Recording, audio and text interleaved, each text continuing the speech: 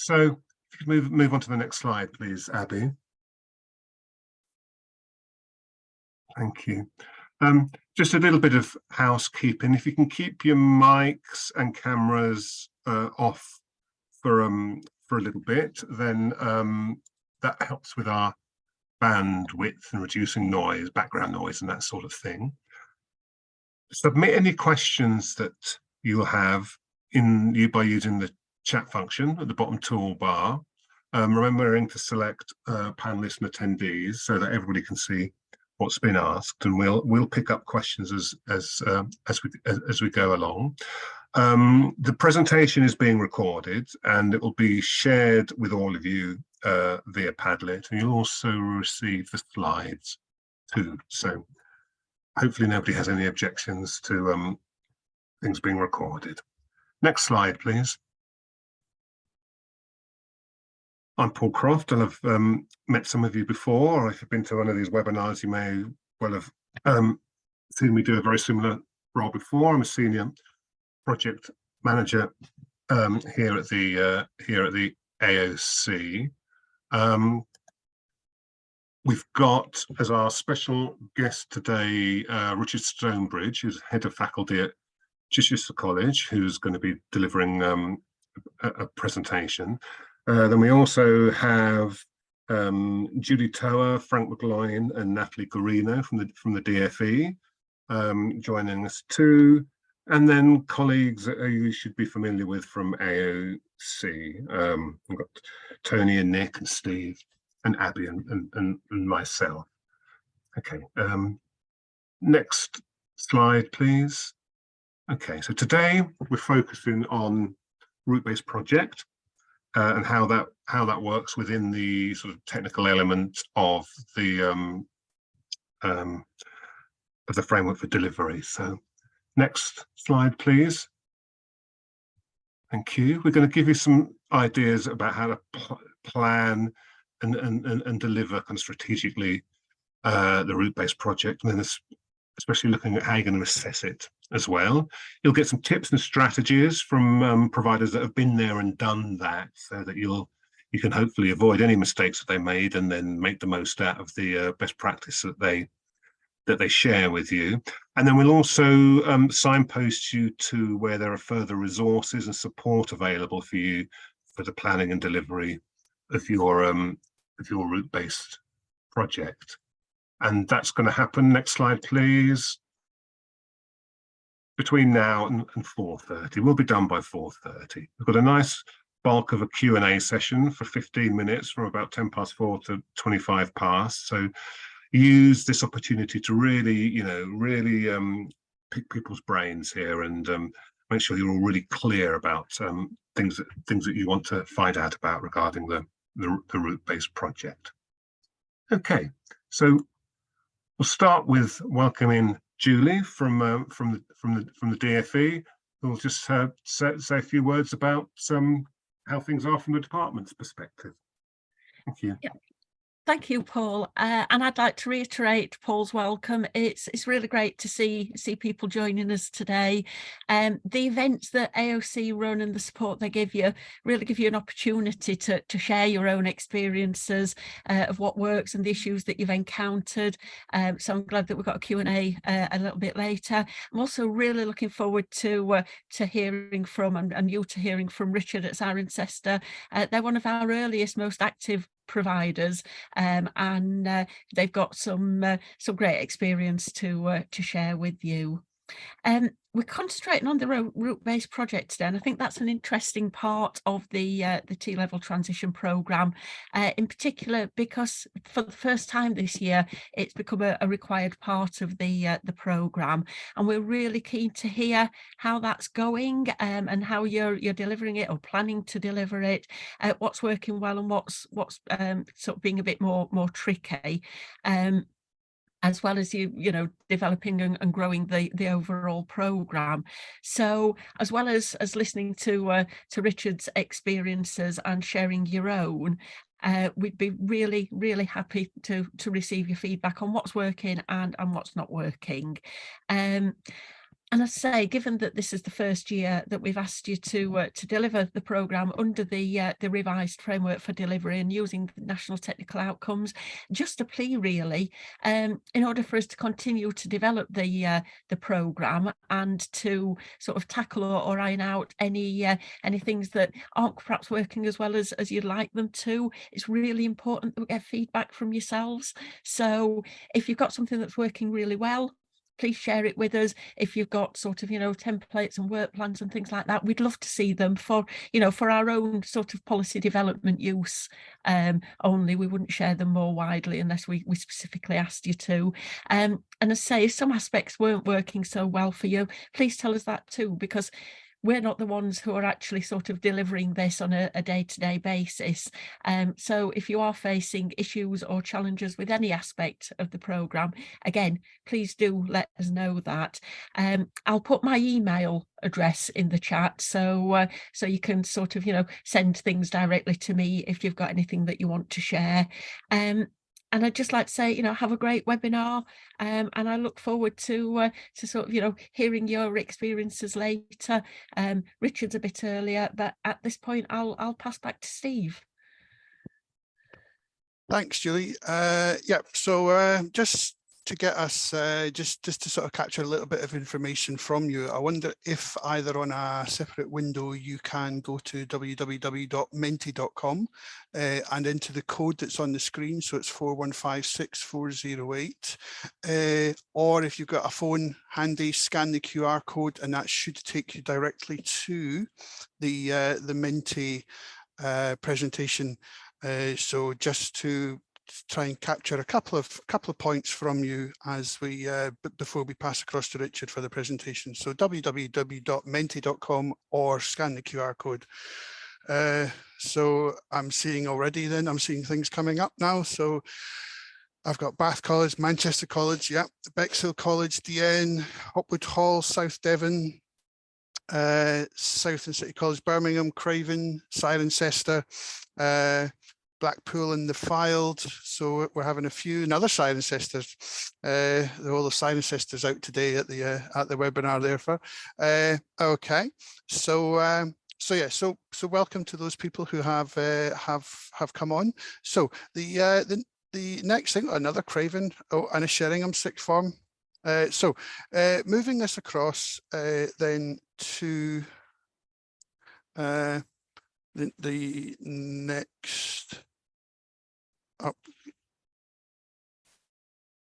Right, so next slide. So we're focusing today on the route-based project. So which term are you planning to start the route-based project in? So are you planning to start at term 1, term 2, term 3?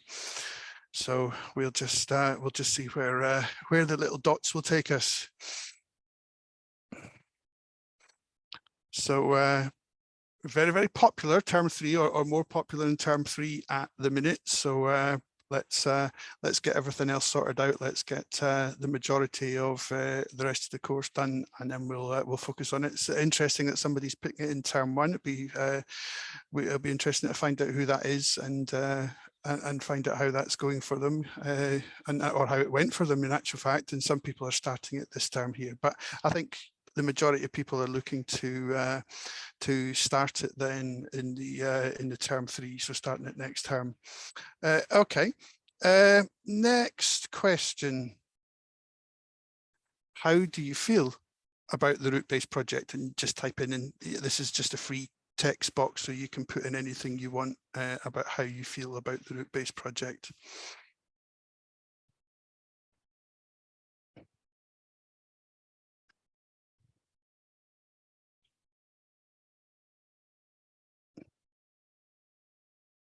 Excited.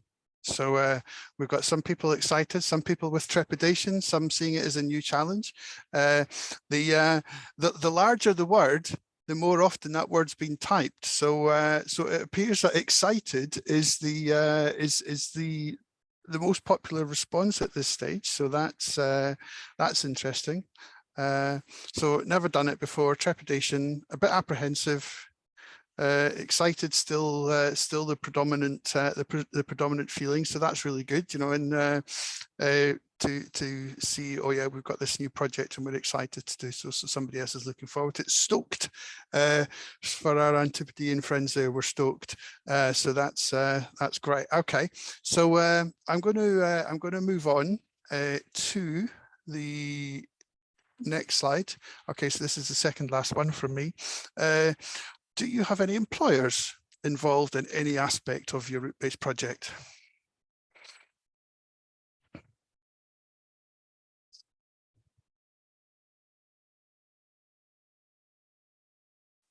So slightly more no's than yeses. Oh, but the yeses are catching up. Oops, we're bang even now. So those, so it'll be interesting as well. Those that are a no, your AOC advisor will catch up at some stage with you and maybe discuss ways of potentially getting employers involved with the route-based project to make it again more sort of relevant and related to the transition program. And the final slide for me before I pass on to Rich. What do you need to do to be ready to deliver the route-based project?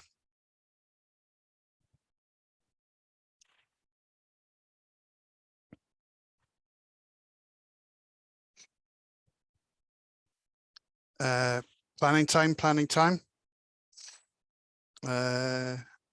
Okay, so somebody with no idea at all, so never done it. Plan effectively, spend more time planning.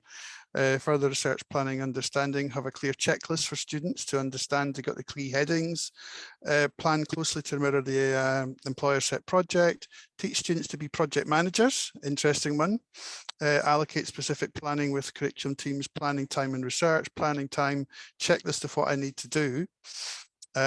So new to this, planning support, have students and staff in place. So planning and research checklists.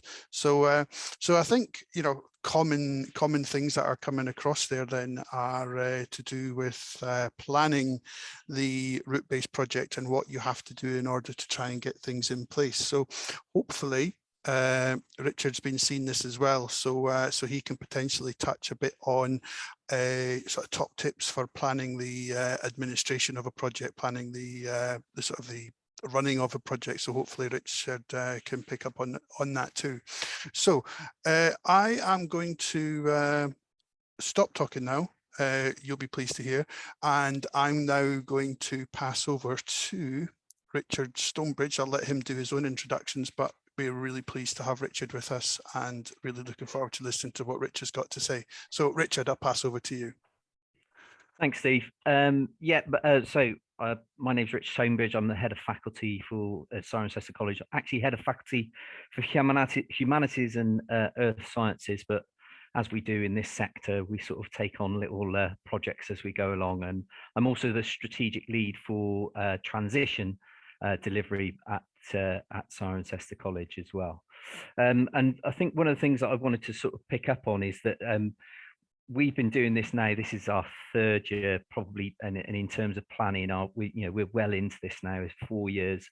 We've been looking at transition as well, and actually we started using projects before the route-based project thing came in as well. So one of the first things I wanted to touch on is sort of like where do you start with this, and that sort of strategic planning of it. So next slide, please. You can just click all the way through these, so they're open. So one of the good things I do whenever I'm doing CPD with new staff who are when BTECs are when transition programs are coming online, is we start off with this and sort of say to them, what is your learner profile for these level 2 students ostensibly who are coming in? What skills do we assume they arrive with? What attitudes and behaviors do they arrive with, and why? And those next step skills that they're going to need either for T-level work or apprenticeships, or even into level 3, because we're quite passionate about the fact that transition, yes, is designed to create students who can go into T-levels, but also there are some other positive exit routes.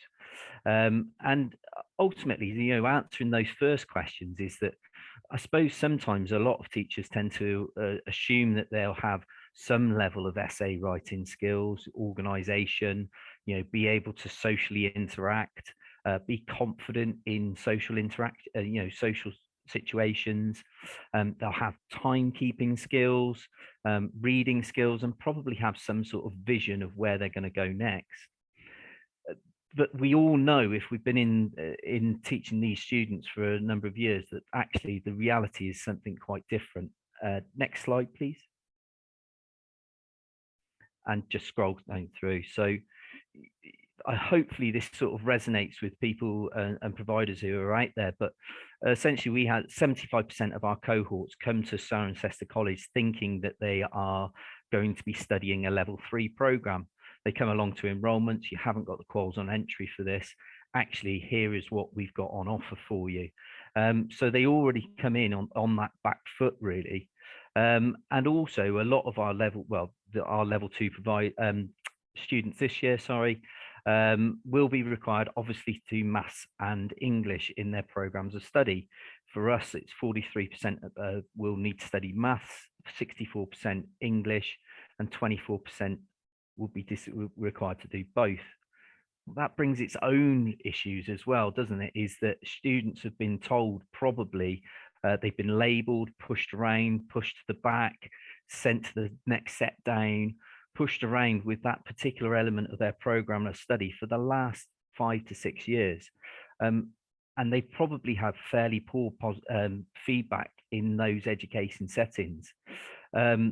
As well as that, we have students who come in with a range of complex needs. So 35% of our students in level 2 have exam access arrangements, 41% have declared health needs, 10% EHCPs. Hopefully this sort of resonates with people and providers out there as well. Essentially what that does is it brings about students who probably have fairly low academic confidence. But what we've been doing in the past is that definition of insanity. We've been trying to do the same thing over and over again and expecting a different outcome, giving them another large program of GCSEs that didn't work last time, getting them to do maths and English in the same way, and it didn't work last time. So actually, next slide, please. When this came along and Matt provided me, my boss came along with an A4 folder, and he said, "Rich, I've got this great idea," and he showed me a fantastic infographic, and it was like, this is what we're looking to do. And actually it was something that really resonated with us as a college. Is if we're going to make a change, but then we need to be bold about it, and we need to make some really integral changes to the way we deliver. Next slide, please. So in terms of our design, when we came about with that design, is that actually one of our big focuses was the fact that we wanted it to look like a T level. So when we made the design, we actually deliberately had an 80-20 split in terms of the workplace, but also we wanted to sort of like make them part of our T-level family, if you like, so that the transition students didn't feel like they were slightly out on a limb. They were still part of our overall T-level provision. Next slide, please. So this is basically how our transition program looks, and what we did is we've got the core elements that are in there from the DFE design, but the key thing for us is that we have 4 GCSE equivalency in there as well, and that comes from our technical skills, project qualification, and obviously our maths and English resits in there, with the student at the complete center of all of those things that we are looking to deliver. So it's really important for us to recognize that, next slide, please, is that when we designed this, is that our conversations through our employer boards was that, good grades or sort of like maths and English plus a little bit of a GCSE technical qualification was really important. But what they wanted were young people who could innovate, come up with ideas, see them through from inception to realization, and reflect on that process. And that was something that came back really strongly from a number of different boards as well. And essentially that was project management. So you can see within that whole element there is that we've got a very specific design of projects in there for a whole chunk of it as well. We chose the smallest qualification, technical qualification we could, which was still a GCSE equivalency. And we now deliver the HPQ, higher project qualification, so like an EPQ level 2, and basically plan the delivery of the skills needed to become really excellent project managers, so that they had the skills to go into the workplace, they had the skills that could go into T-levels, they had the skills that could go into an apprenticeship if it was so needed. Next slide, please. So I suppose the thing that you're looking for here is, we're looking for that route-based project, and how do we deliver them? Well, what we've done in our design is that we actually have termly projects that increase have incremental independency within them. They're collaborative across different exit routes, and we've got briefs that have really tangible end products to them, and project delivery within the year. I think a little bit more detail in there, and also to give you some example is that we're still reflecting on this, and one of the things I know we need to do more of is get some briefs that come from business as well, or come from the sector, so that they can have students can see a real clear and tangible end product to it. Next slide, please. So project 1 is set within the first half term, and that's set and led by curriculum staff. The HPQ, that project GCSE equivalency, is then from October half term through to just before Easter. And then we have that final, which we deemed as pitch to progression, but actually needs to be changed to route-based project. It's short and intense and specific to their next steps.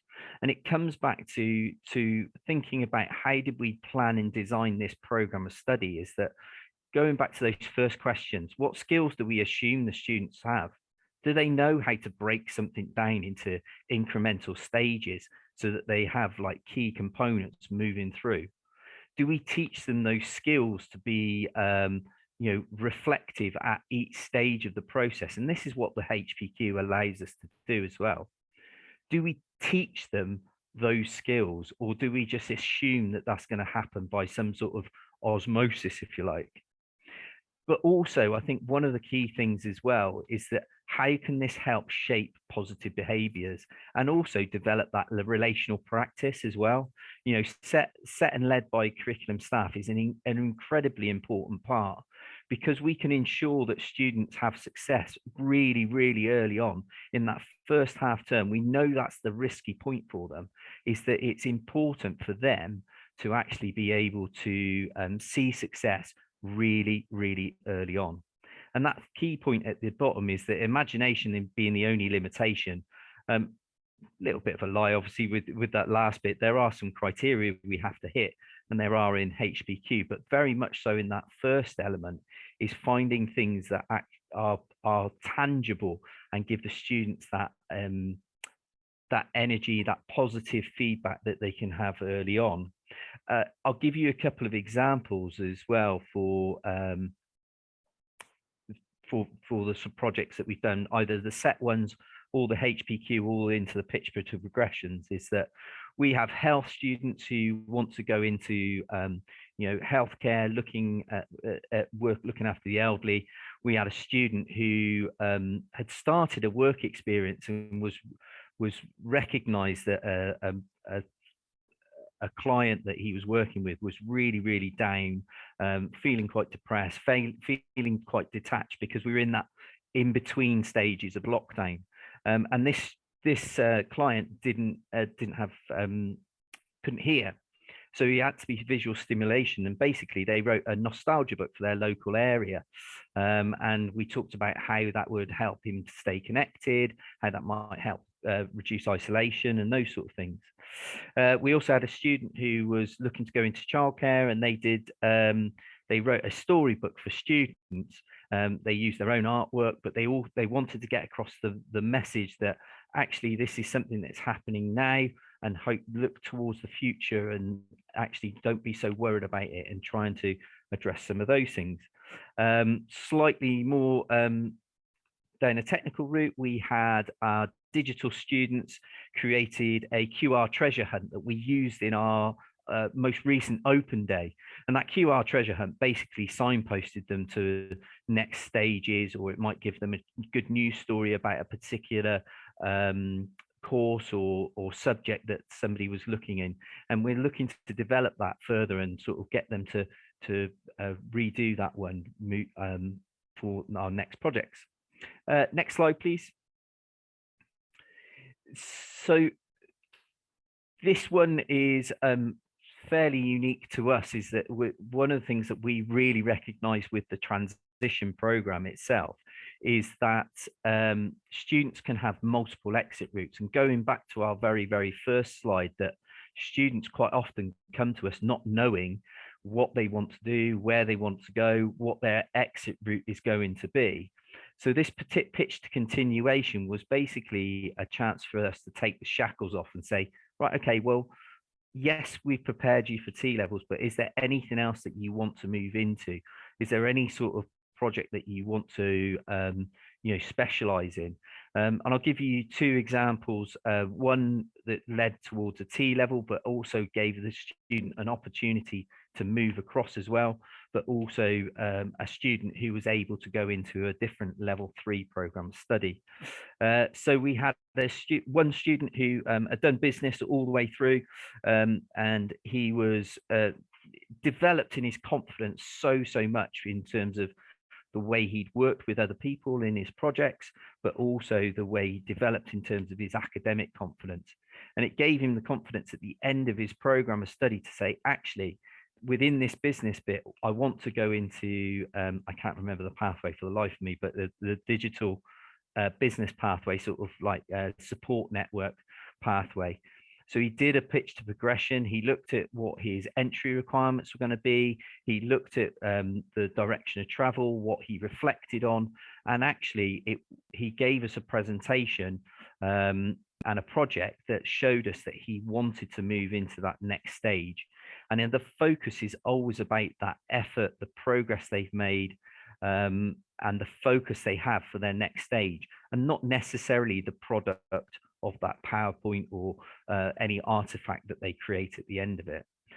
The other student that we had who, so their initial idea was to go into business and business T-level, but as part of their very first project, that imagination thing, they started looking at some criminology things, and that really piqued their interest. They decided that actually they weren't sure that business was where they wanted to go. So they gave us a pitch to progression that included where they needed to go, what they wanted to do next, so their choice of A-levels.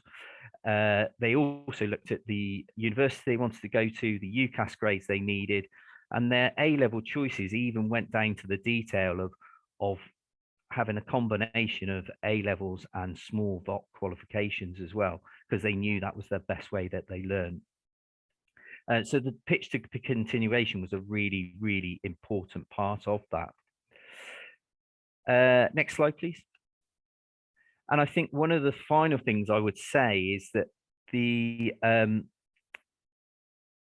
project-based or the route-based project, or the bit that leads up to it, the formative assessment that leads up to it, does offer the opportunity to really focus in and zero in on being a bridging between that taxonomy of question. Think about those at level 2. A lot of the time, if whatever technical qualification you're doing, it will ask you to recall or demonstrate or apply knowledge and understanding. That bridge to move into then understand biology, disease, health and welfare, evaluate and analyze seems like a huge leap to me. And that technical qualification, the thing that most people zero in on, doesn't give you that opportunity to bridge that gap between level 2 and level 3. So we've used the teaching, that flexibility that you get from project management to start introducing some of these key command words that can bridge that gap between level 2 and level 3. Next slide, please. I think I may have gone a little bit quick, but I think from a top tips point of view, is I would always say to you, say to anybody starting with this, start with your learner profile. I've discussed our learner profile here, but that will be different for every single setting. Be bold with what you're going to do. Don't be afraid to change.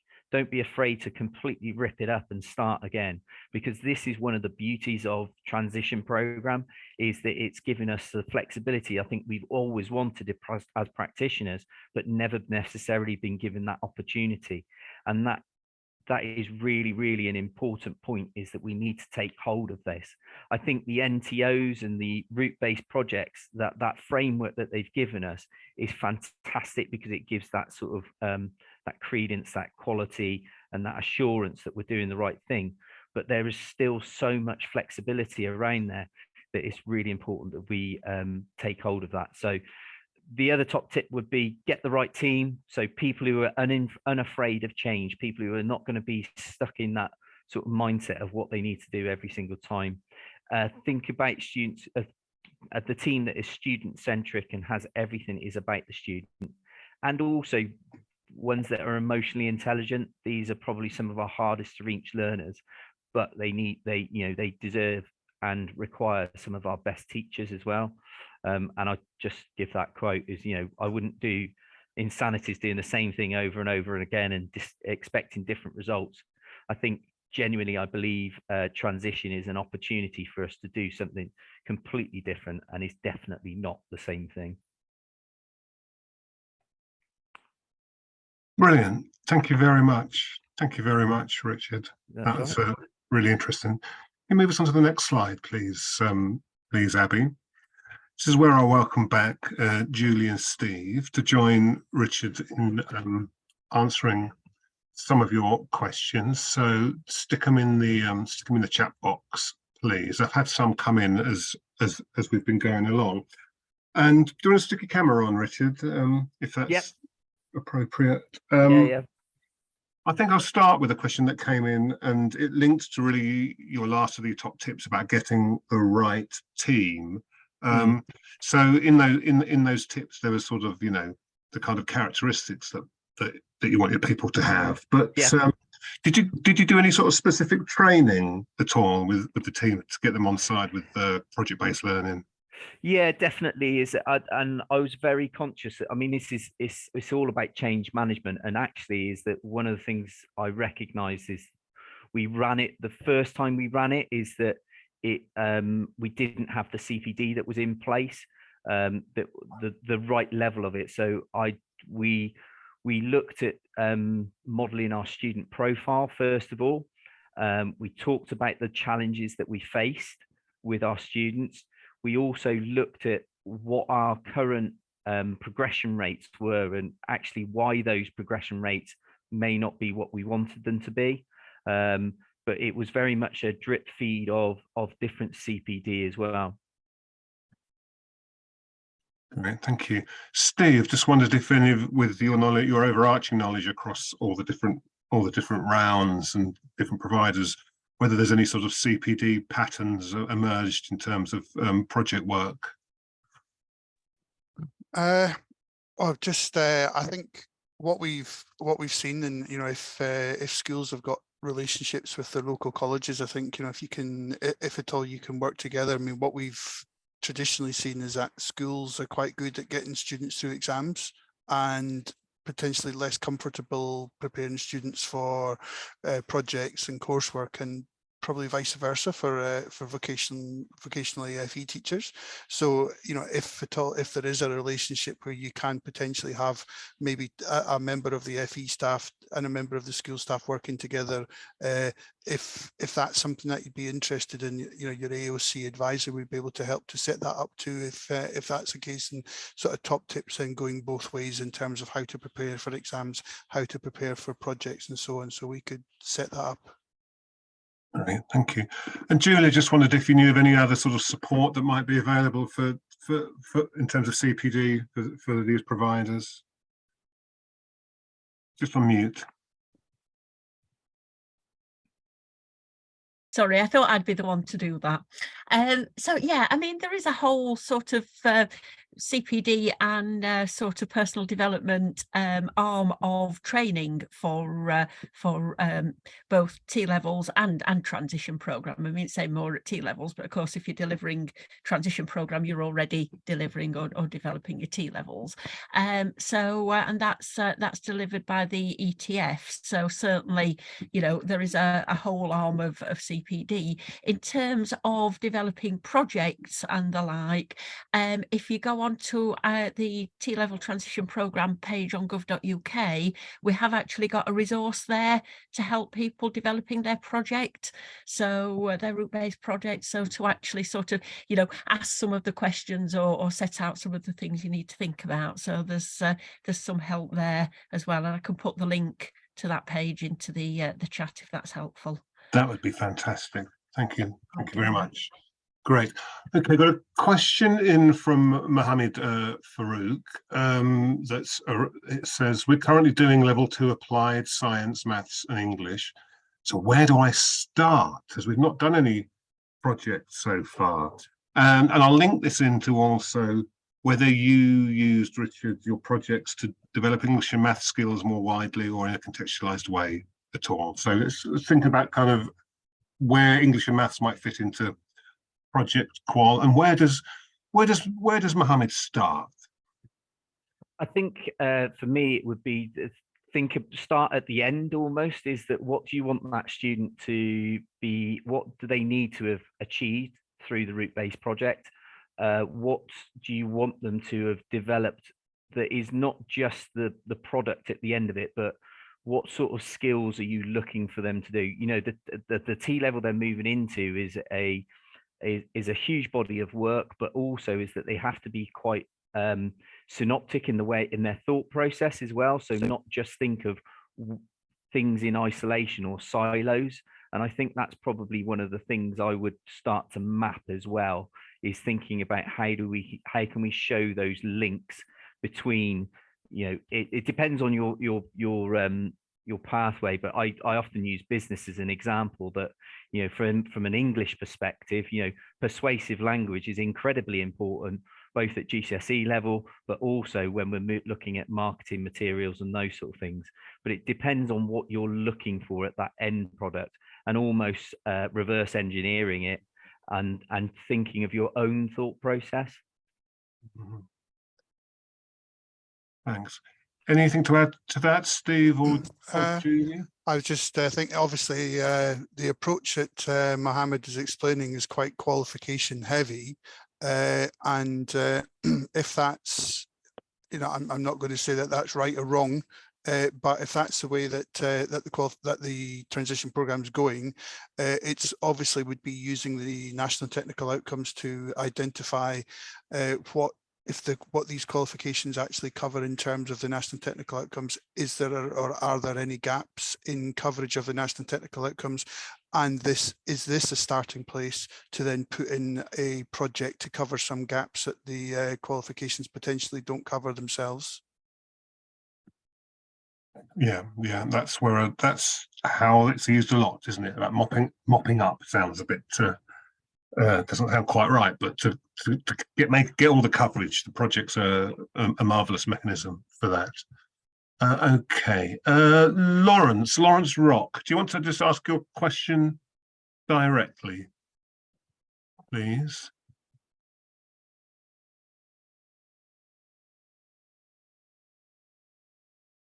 Okay, no. So, is it appropriate, Lawrence asked, to grade NOs in the project? Just to be able to provide us with feedback, digital, we have given grades.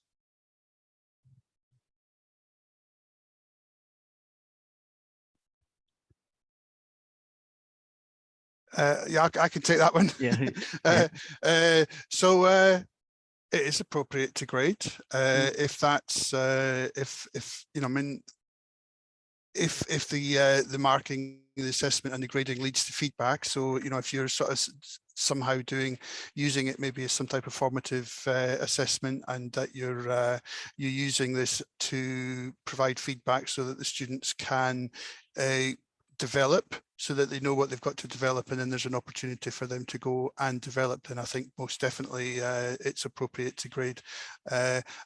There is no need to grade the national technical outcomes in terms of their coverage. That's not what the national technical outcomes are there to do. So there's no need to grade these. But if internal grading to help you to provide formative feedback to your students for them to develop, I think most definitely yes. Great, thank you. Oh, there was a question from Chris, Richard, Chris Robinson. She just wants you to kind of just say the approximate dates for projects 1, 2 and 3 and when they went out. Yeah, so originally we had them on a termly basis, but one of the things we recognise is that the HBQ needed slightly longer. So we run our first project from the start of term to October half term. Then from October half term to about a week or so before Easter, and then from Easter to the close of term is the final bit. Great, thank you. I'm wondering actually why your sort of rationale behind choosing to do a project qual rather than just do a project. Was there anything particular behind using an HBQ rather than actually just having a project? I think it was probably the biggest thing for me was having a smaller BTEC qualification, that technical qual. I think touching on some of the things that Steve was saying there about one of our limitations with applied generals is that we can't provide that feedback because of you know, regulation rules. You know, we're very limited, and because of the size of qualifications that used to be delivered. I know in our institute, for example, you know, we have modules, you know, 4 GCSE equivalency. So it's, you know, 8 to 10 assignments that a student was trying to do over a 30-week term. You know, it was just death by assignment that never provided formative feedback for these students who were already struggling with academic content. So the purpose of going down a project base was to play almost to their strengths, and that project qualification came about from the fact that we wanted to give the students the opportunity, irrespective of whether they stayed at Cirencester College, the ability to say, yep, we've got 4 GCSEs at grade 4 and we can move on to wherever we need to, and it was almost that transferability thing that was key. Yeah, I think that's quite an important thing, because we hear a lot about how difficult it is to sell a program with maybe smaller or no qualifications. So while it's exciting to have all the flexibilities of the transition program, it can simultaneously seem a little bit daunting if you don't actually have to have a qualification. But a project qualification is one way that you can build up a basket of smaller awards and qualifications that mean that you can reduce the size of your technical qualification and really get a bespoke program meets your students' needs and how they want to progress. One of the things you said about your first project, which I liked, was about it shaping positive behaviours. And as you were an early adopter of transition program and T-levels, I wonder if you've noticed, if you've had to amend anything at all as we kind of returning more to that sort of normality, and perhaps the immediate impacts of lockdown disappear, but some of the legacy elements behaviourally are becoming more apparent. So, yeah, have things changed in terms of being able to shape those positive behaviours?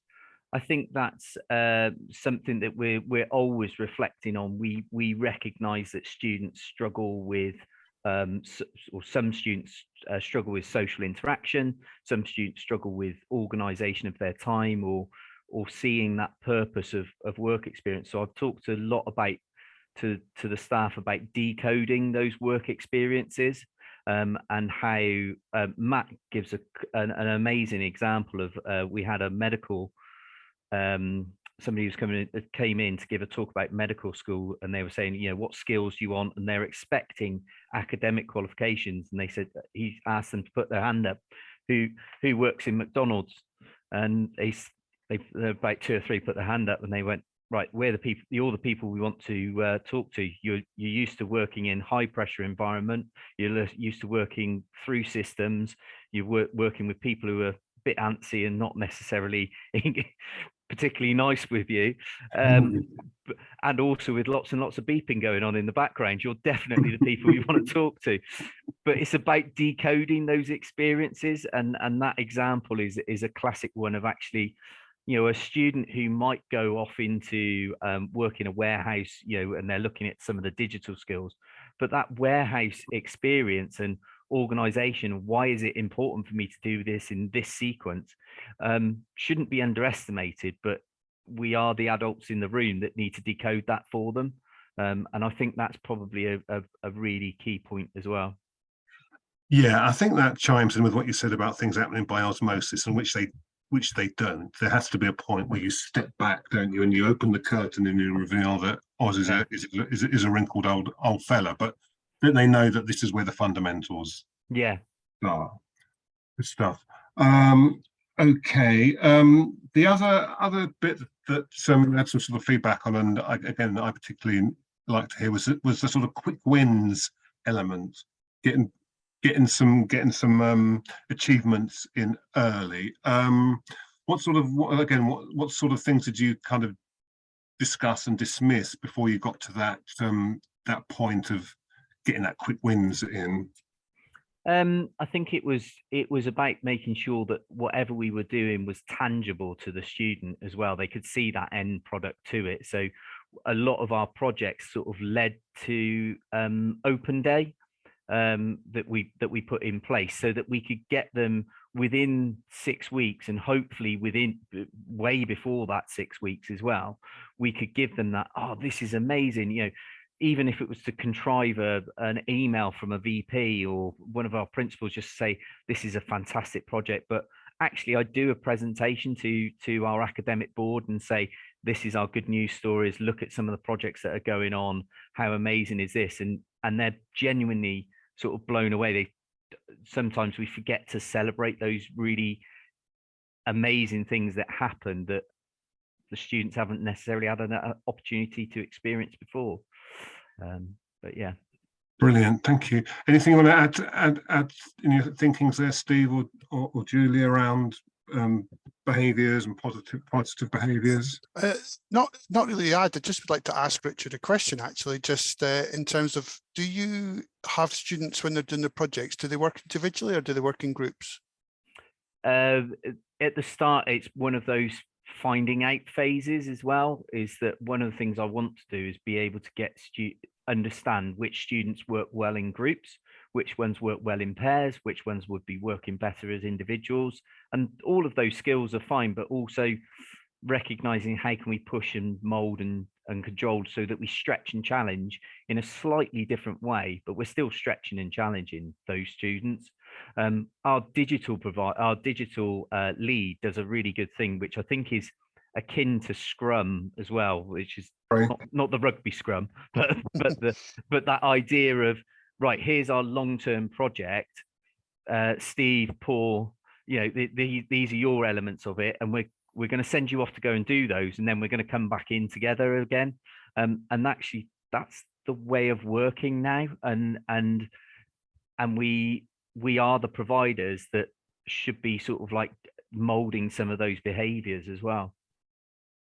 Great. We've got time for one final question, I think, and it's come from Mohammed. Do students tend to work on individual projects or on one specific project? And I guess I'd add to that, do you tweak any to sort of personalize them at all to slightly different outcomes?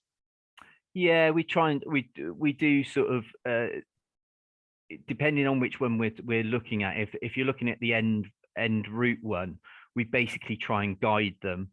You know, that's where we've got the flexibility. HPQ, we can give some framework, but we can't really sort of like dictate where that one goes. But that end one, we can start to sort of shape and mold where that would what that would look like, but also that's the point at which you can provide some stretch and challenge for that student that will prepare them for that next stage, and what that would look like for them moving forward.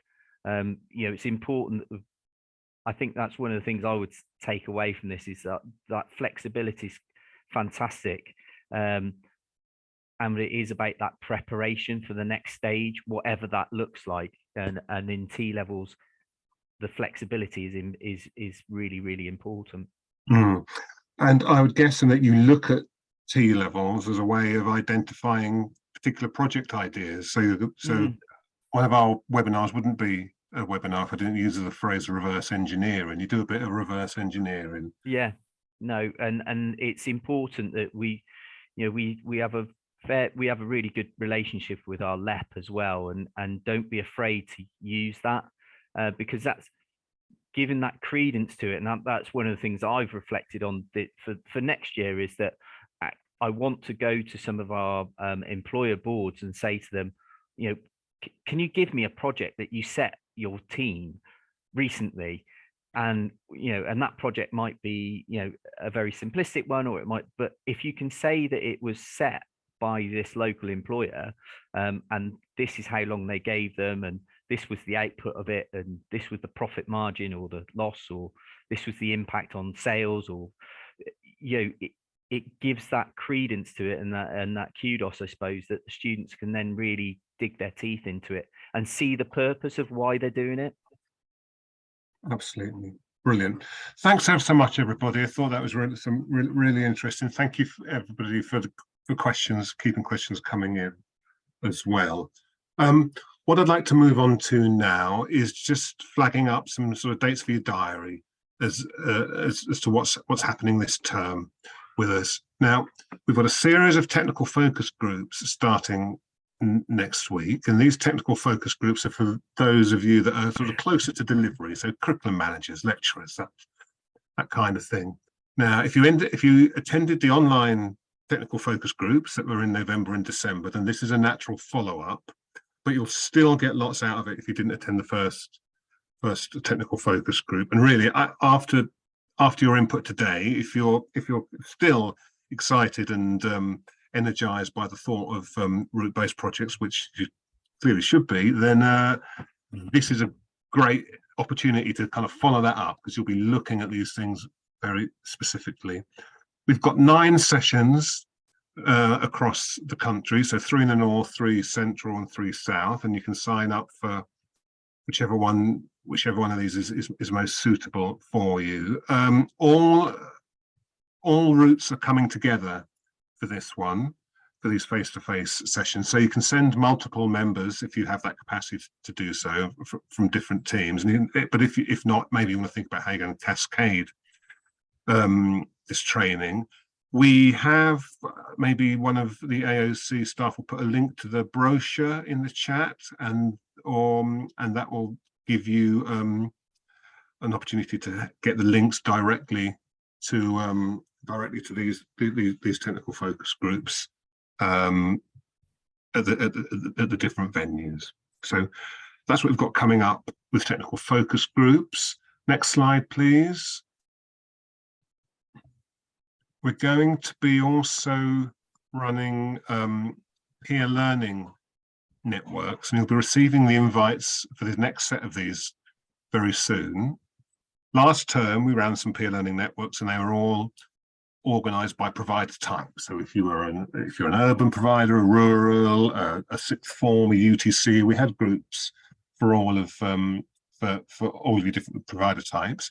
But this second lot, we're going to do a slightly different approach. So we're keeping some of the networks for providers that are a similar type, but we're also organising some by themes as well. But it's a matter of we've just put enough sort of finishing touches to what those themes are going to be. So it's a kind of watch this space and get in contact with your advisor, but you'll hear from your advisor regarding what the peer learning networks are and when they're being held. They'll be online. So great opportunity again to network, to share ideas, to get to showcase your best practice, to get some feedback on any sort of risks you might be wanting to take. So good opportunity there. And then finally, we have we're trying to book our keep in touch, our KIP meetings at the moment. This is our second lot of KIP meetings for most of you. So if you're the named person for transition and perhaps even and for T-level, check if you've had a message from your advisor, check it hasn't gone into the spam. We're really keen to get as many of these booked in as soon as possible so that we can have time to plan other support activities and events for you. So yeah, your advisor will be in touch to get your second KIP together. If you met your advisor face to face last term, this second one will be online. And it may be that even if you did see them face to face, you might want to see them face to face again. But things are negotiable. Things are negotiable between you and your advisor. So keep an eye out for the email from your advisor. Those are the main dates. We'll keep an eye out for the newsletter again that's coming out in a couple of weeks, and that'll give you links to our other events that we've got coming up and things that are more T-level focused too. Great, thank you. So now, next slide, please. We're at the stage where we just want to capture your thinking really about how this webinar has gone for you and what impact it might have made. So we've got, I don't know how many questions are there, half a dozen questions, 3 questions actually. So you could fill that in, and then you're probably free to go afterwards. We're going to be around here till well, we're a little bit over, but if you've got any other questions, please feel free to sort of stay and ask directly. I'll use this opportunity also to remind you about this satisfaction survey that we have out and you have had sent to you. We would again really welcome you filling that out and telling us what sort of job we're doing, where we're doing things well, where you'd like things done differently, what you feel might be missing from our support offer. So again, keep an eye out for that for the satisfaction survey and send that back to us as soon as you can, please. Paul, just a couple. Yes, just a couple of things. The events brochure link is into the chat now, so a list of all the upcoming events, and just to say that we are aware that there's 2 technical focus groups that are planned in and around train strikes that were announced today. So we haven't yet made a decision as to what's going to happen, but we'll obviously keep people up to date when we make a decision on that. Great, thanks, Steve. Okay, all that leaves me to do then really is say thank you for your attendance. Thank you very much for how engaged you all were and questions. Have a lovely evening, and we'll be seeing and all of you at upcoming technical focus groups. Thank you very much.